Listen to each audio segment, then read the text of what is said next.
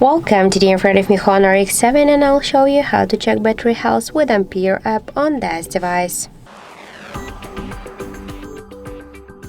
So first let's open the Play Store application, and here in the search bar we should enter the Ampere, and now we should get this first application. That's why just tap to install and wait a couple of seconds while this application downloading and then installing on your device.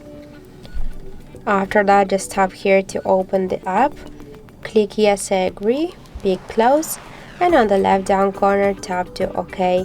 Now we can see here the information about our battery health, and in my case it's good. Also we can see here more information like the battery temperature level, capacity, device voltage, Android version, model of our smartphone, and more other info. And that's it. So thank you for watching, and if you find this video helpful, don't forget to leave a like, comment, and to subscribe our channel.